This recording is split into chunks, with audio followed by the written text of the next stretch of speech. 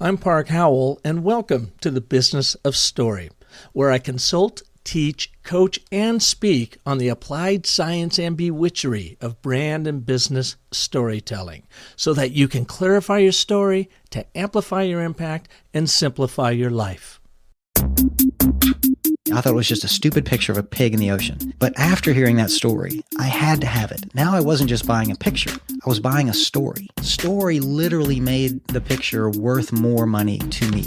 That's what businesses are about. People buy brands. People buy stories much more than anything else. I work with a lot of big enterprise companies, but let's just say I always tell folks, drop the PowerPoint, close your laptops, start with your story. If you want people to get engaged and you want people to act, you have to tell them an emotionally powerful story. That's with great characters, it's with uncertain outcomes, and it's with high stakes and drama. All business strategy is a story.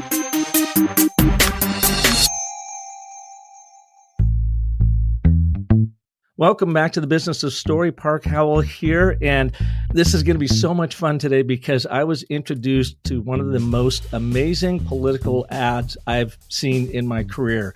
Now, as you're hearing this, it was 10 days ago that this spot came out on Tuesday, and my good buddy, Dr. Randy Olson, who's done a lot of work for the Democratic Party, sent it over to me like first thing in the morning, and it was one of those, have you seen this type emails? And I pulled up the Bigfoot spot for Dean Phillips for Congress in Minnesota, and I laughed. It blew me away. I probably watched it 5 times to the point that my wife, Michelle, was like, what are you looking at over there? And it just cracked me up. It was so brilliantly done that I reached out to the creators of that spot just because it is so disruptive and it's something that you never see in the political landscape. And I was very fortunate to get on our show today, Patrick Hunt, one of the partners of Hunt Adkins, the creators of Bigfoot, one of the most amazing spots. Patrick, welcome to Business of Story. Thank you for having me on. Appreciate it, partner. Well, and I appreciate you getting us into your schedule because you're leaving for France in the morning over for the Ryder Cup, which, as people listen to this, will have just gotten over. So let's give some good vibes to the Americans. Let's do that. 2 in a row would be pretty special. You have a little experience in that, having chaired it in 2016 out in Minnesota. I did. Spectacular experience. Again, we were blessed with great weather, fantastic crowds, great competition, and an American win, which after 4 years of hard work, it's always nice to end with the win. Well, I really appreciate you being here with everything you have on your plate. And I would imagine you probably are answering a lot of media calls and other things for this particular spot because it just stands out among the din and the noise of political advertising. You guys really have done something special here. Thank you. And frankly, the competition goes beyond just political advertising. It's any advertising in general. So, it's a lot of competition to get people's attention. Oh, that's true. And having grown up in the Pacific Northwest, Bigfoot and Sasquatch is near and dear to my heart. But I got to tell you, you see a lot of him in this day and age on ads, and very few people seem to pull it off very well. And I think you guys were taking a real risk in doing this, that the production, the talent, the writing had to be spot on. Otherwise, it could have come off and absolutely blown up in your face. But you guys went for it. Well, we found the real Bigfoot, and he's actually quite charming and well read. It's interesting. I got my advertising career started at Fallon McGilligan Rice, and Tom Wise used to say the risk is really safety. Being safe, not breaking through, that's the ultimate risk, and that's the most costly risk. And breaking through actually is lower risk because you get noticed, you get your message across. Now, it sounds like, too, that this is Dean Phillips running against Erik Paulsen, and it sounds like, from what I've been reading about the campaigns, Erik Paulsen is very well funded by PACs and whatnot, and Dean Phillips is kind of doing this thing on a shoestring. So in the creation of this spot, did you have to be even more of a rebel to be able to stand out on limited funding? Well, we did. I mean, for one thing, Dean refuses to accept any PAC money or any corporate contributions. So, Doug and I volunteered our time on our own as individuals. Everyone associated donated their time. I mean, there's some production costs involved, but it was a matter of getting it done inexpensively and getting it done quickly. All right. What I'd like to do just to get all of our listeners up to speed, and by the way, the spot you'll be able to see on the Business of Story notes, but let me play it right here.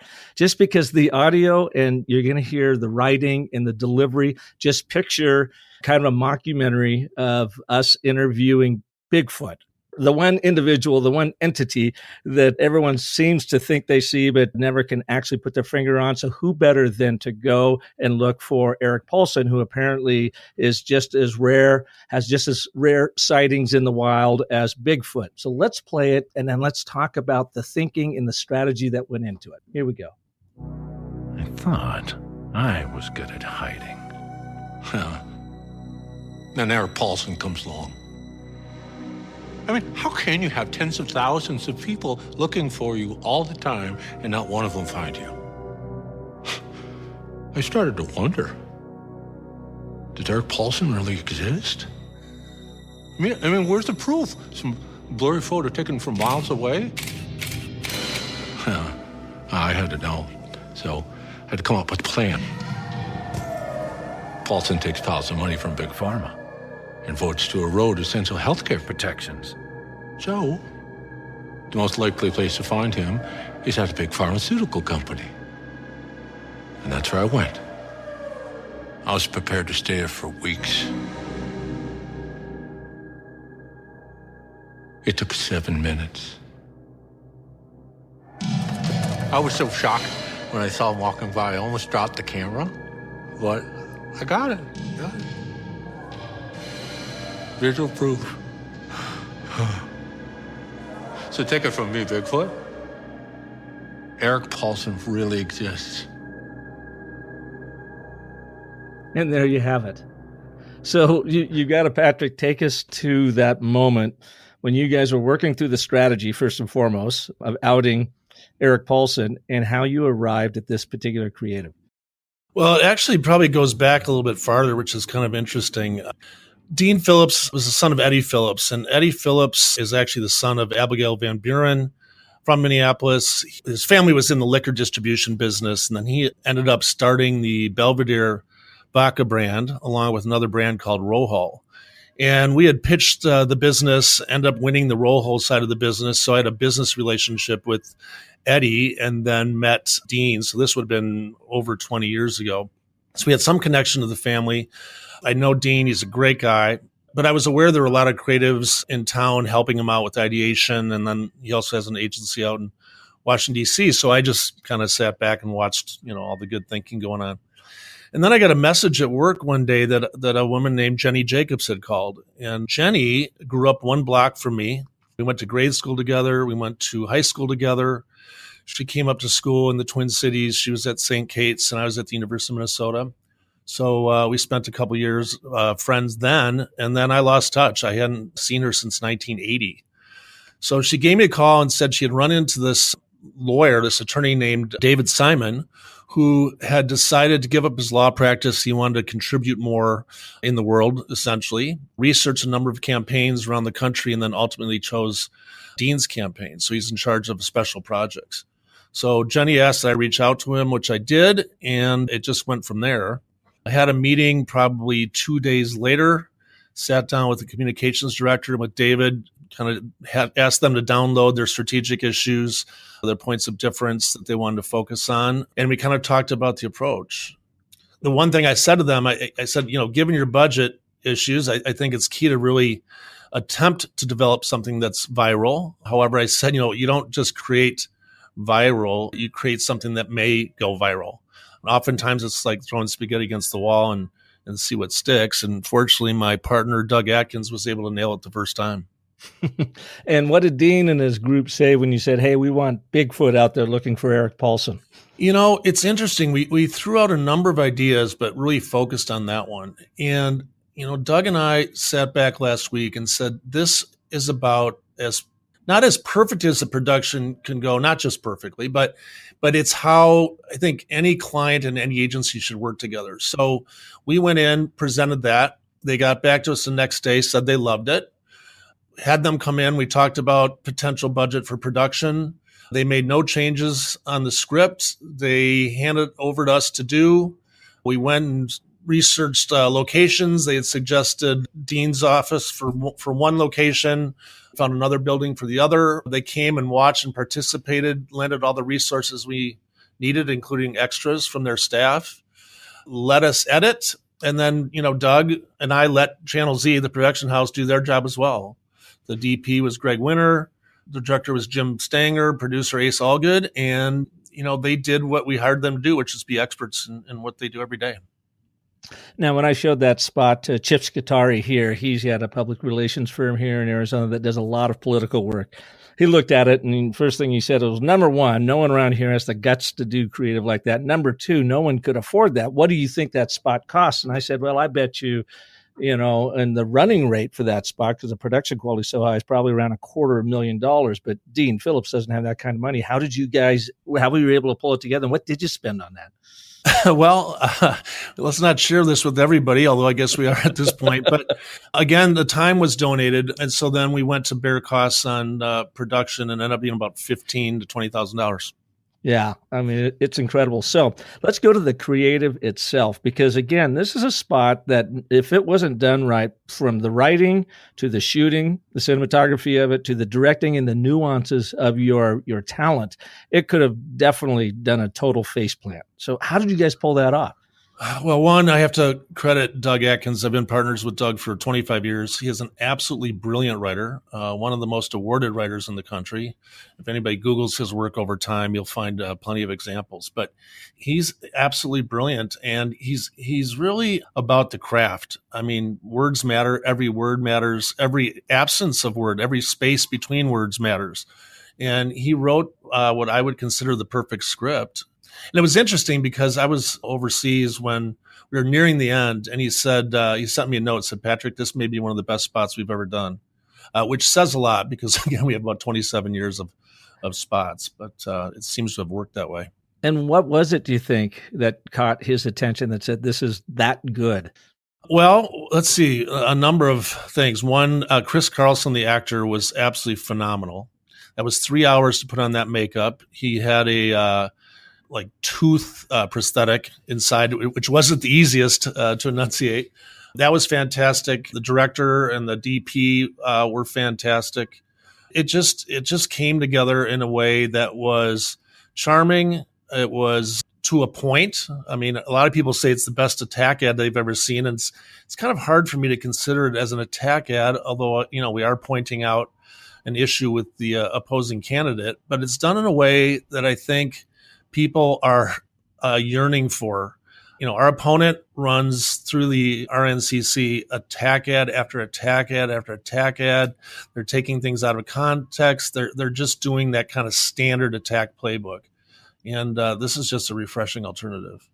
Well, that's what caught, I think, my attention, everybody's attention, is a refreshing alternative, because we just get so tired of the attack ads, and it just seems to divide us that much more. But when you come back and tell a very creative story in a very funny way, and going back to your talent, Chris Carlson, the other thing that I noticed in this is the expressions that he is able to get and make through that Bigfoot costume. It reminded me very much of Jim Carrey in The Grinch.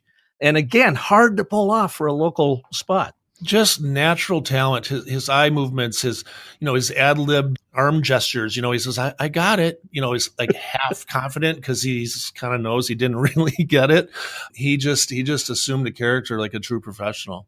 Yeah, and some of the couple things he says underneath his breath. And again, I was geeking out on this, so I've watched the thing time after time. I even love it when he walks into the building in Globo Pharma, and he just subtly looks over to the left, his left, and gives a nod as if he's sort of giving a nod to maybe a security guy who's completely off screen there. Mm-hmm.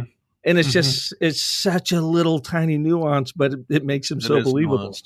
Well, and you've asked about strategy, and the thing about it that, is really important is it really fits Dean's brand. Dean is he's a progressive that believes in conversation. So he's not about ideology. He's not about just following the pack because he's part of one party. He's really about involving everyone. Everyone's welcome.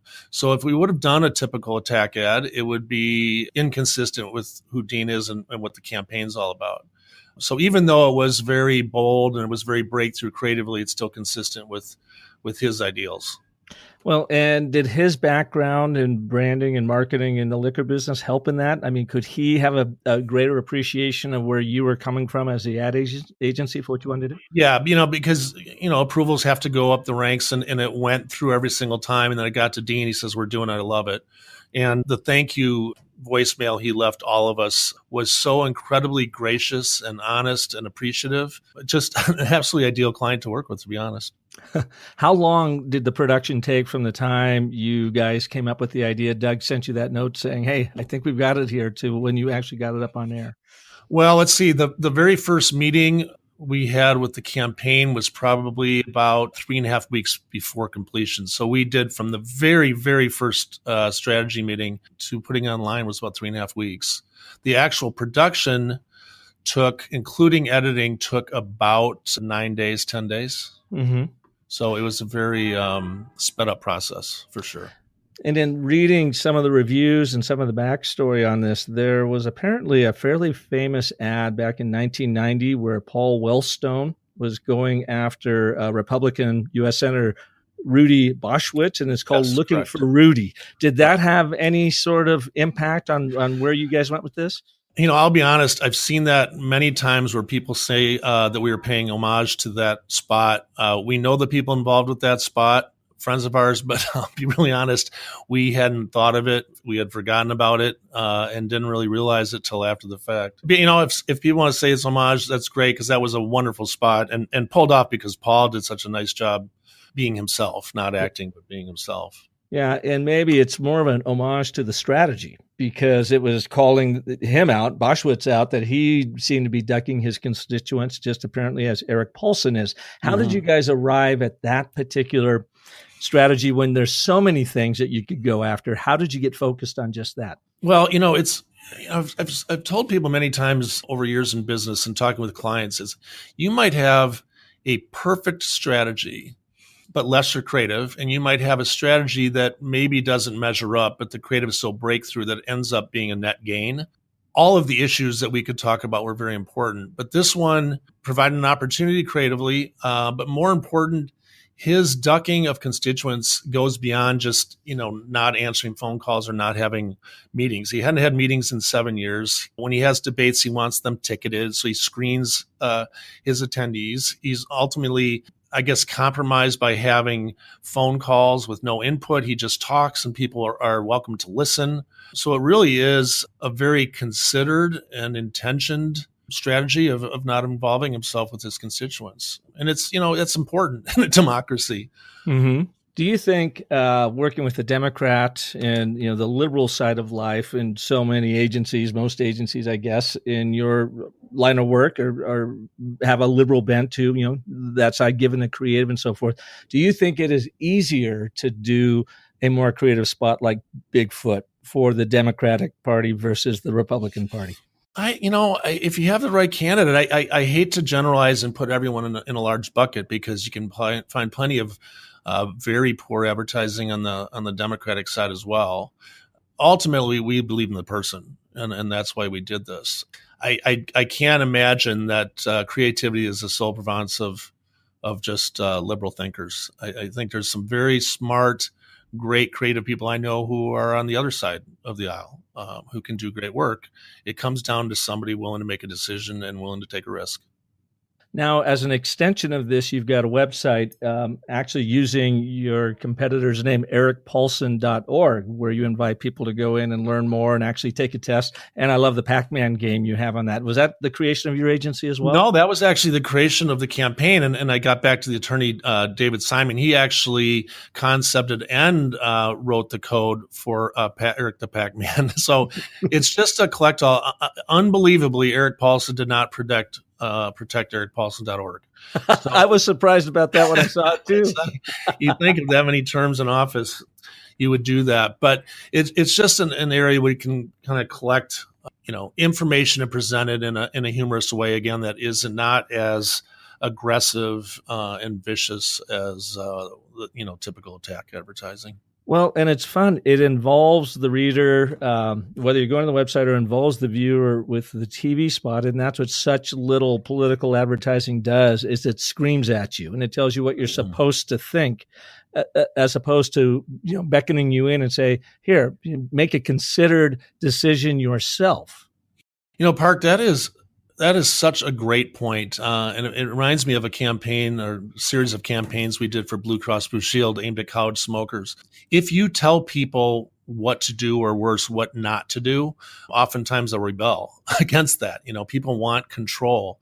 And the same thing goes in the consumption of media, consumption of advertising. Is the best thing you can do is let them consider on their own terms.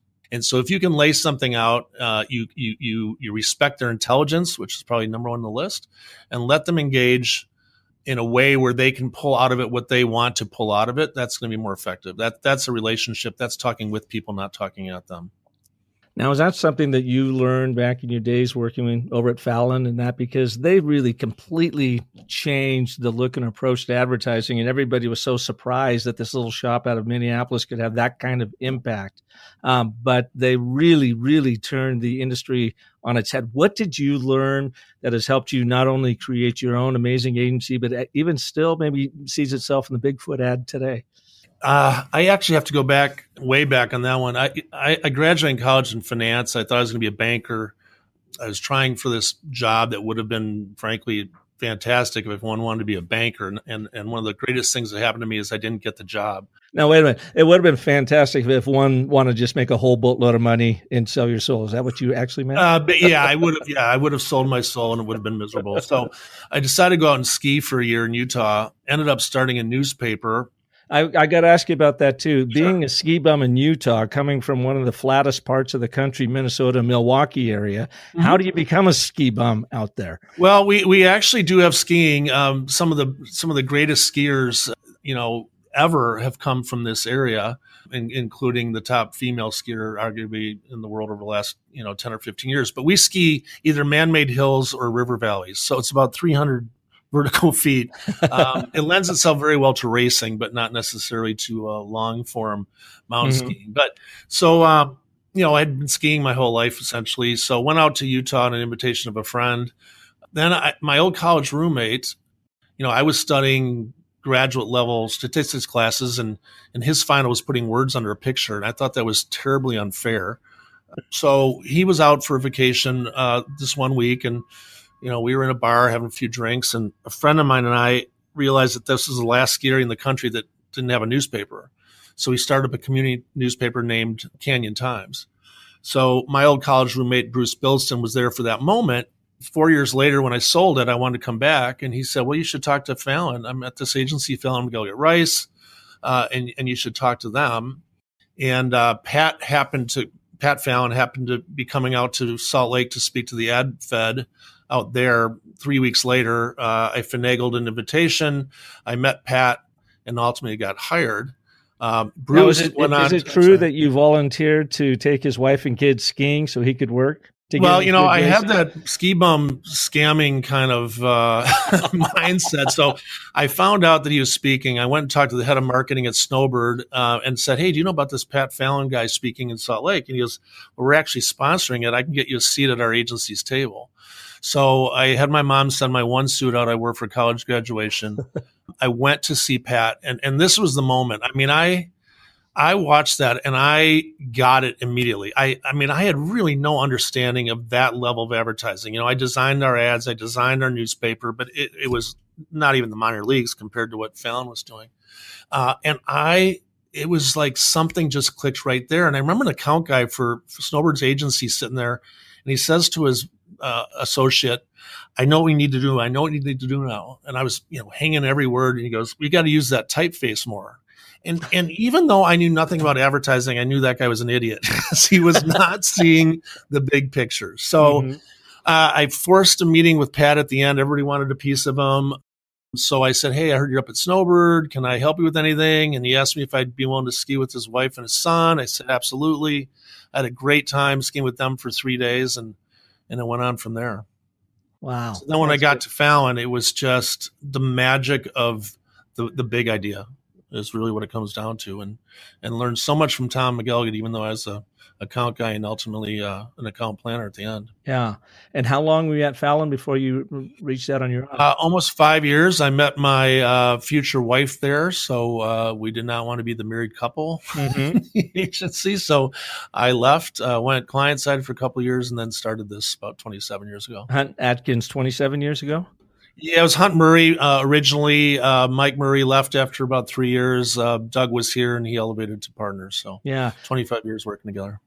How have you seen advertising change, or let me say the creative approach to storytelling and advertising with the advent of digital and that sort of thing, which seems in some levels sort of sucks the living daylights out of good creative? See, I have maybe it's optimistic or idealistic, but I have the opposite view. Back long ago, if it wasn't major media, if it wasn't television, radio, print, outdoor, creatives typically didn't have interest and they would shove everything else down. And when we started, we looked at everything as an experience. I mean, we'll put it on a matchbook cover. We'll put it, early stages of bathroom advertising. We'll paint walls. We'll do sidewalks. I mean, we were fairly early in that. In fact, Chuck Porter came to talk to us one time, and I said, "Well, why are you interested in us?" He goes, "We wouldn't have to train you. You guys have been doing this for 15 years." Mm-hmm. So when it eventually gets into digital, now we have control, not only control, but we have a platform where in one website, for example, we can have broadcast, we can have audio, we can have print. It's just such a magical medium. And if you take this Bigfoot ad, I mean, it was intended originally for a viral digital play, and now it's so popular that we're now moving to air on broadcast. So you will be able to air that. Great story. Yeah, we are airing already. In fact, I believe it aired during the Vikings game, and I think it's going to air on Thursday night as well. Oh, that's great. Did you have to cut it down? Because I know it was a little over your... Yeah, it was about 84-second web play, and then we have a 60-second version and a 30-second version. Yeah. But there's another example of why digital is so wonderful is you have no constraints on time. You can tell a story, Mm-hmm. and you can take as long as you need to tell the story. And this is one of those cases where I've always said one of the hardest things to do is a 30-second spot. But this one in its best form is definitely a long form at 84 seconds. And why ultimately do you think that more politicians and advertisers, for that matter, do not reach for sort of the absurd sometimes like you did with Bigfoot and have some fun with it to really stand out? I think so many are about safety first, safety internally, just fear, whatever it is. I mean, the brands and the people who, buy, execute, create great advertising, I think you'll uniformly find them to be very confident and frankly, very selfless. And by that, I mean, they'll put the success of their brand, their company ahead of their own personal professional risks. And I think that's a fairly uniform attribute. And that's what you need to do good work when it ultimately comes down to it. It is. I say this to a lot of people. There's great creative people in virtually every agency in this country. But at the end of the day, you need the marriage between great creatives and great clients. And in this case, we had as good a client as you can get. Now, you do work like Bigfoot, which is so much fun to watch. You also do work for Mayo Clinic, that little bit more of a nobler client, which you probably can't really be doing Bigfoot type work for. How do you balance that, real creative out there? I mean, it's all creative, but going from the extreme with Bigfoot to something more nobler with the Mayo Clinic. Well, responsible branding is really assuming the brand voice of the client, not projecting an agency brand voice on a consistent basis. I mean, we love to do humor. We're very good at humor, but we're also very good at emotion, because at the end of the day, it really is about feelings and about heart and about emotion. That's how decisions are made. And, we provide the facts to be able to rationalize an emotional decision. But it's again, whether it's serious or whether it's comedic, it's still about feeling. Yeah, ultimately getting down to that feeling. So, Patrick, to wrap up here, can you give our listeners 1, 2, or 3 tips, advice on how do you approach your storytelling to really push it over the top? Starting with the emotion, what else do we have to be paying attention to? Well, I think it's really the earliest part of that process is really identifying the resonant truth. What is that truth that really makes someone stop and consider and think, which is really also an opportunity to demonstrate that you understand who that customer is. So if they're sitting there and you're speaking to them because there is some point of tension or some solution they've not seen yet and you're providing it, but you're doing it on their terms, then the rest gets a lot easier. So then at that point, it's about talented creatives breaking through on strategy. I mean, anybody can do a breakthrough ad because it's different from anything else in the category. It's a lot harder to do that on strategy and to be responsible, because at the end of the day, this is a business. You need to be responsible and you need to execute on behalf of the client's brand point of differentiation. So in the case of the resident truth with Erik Paulsen, is that truth is the guy's just not accessible to you, his core constituents. And so that's the strategy we're going after now, finding an interesting way to express that resident truth. And in this case, the rare sighting of Bigfoot going after the rare sighting of Erik Paulsen, and ironically, a rare sighting of a really excellent political ad. So it's kind of meta in that case. And it wouldn't work if Dean wasn't accessible and if Dean didn't welcome everyone and if Dean ran typical attack ads, but he doesn't. And so it's true to form and consistent. And, because of that, it's believable. It's about truth. Yeah, that's great. Well, Patrick, thank you very much. I'll cut you loose here. I know you probably have a bag or two to pack heading over to the Ryder Cup. I envy that. That would be a great trip. I'm excited. Thank you for having me on. I really enjoyed it. It was a real pleasure. All right, and thank you all for listening to this edition of The Business of Story. If you like what you heard, or especially if you are working in the political realm, the political communications world, share this show and Patrick's insight with some friends and colleagues.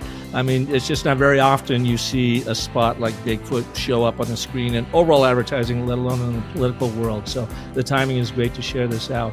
And of course, if I can be of service to you, you know where to find me at businessofstory.com.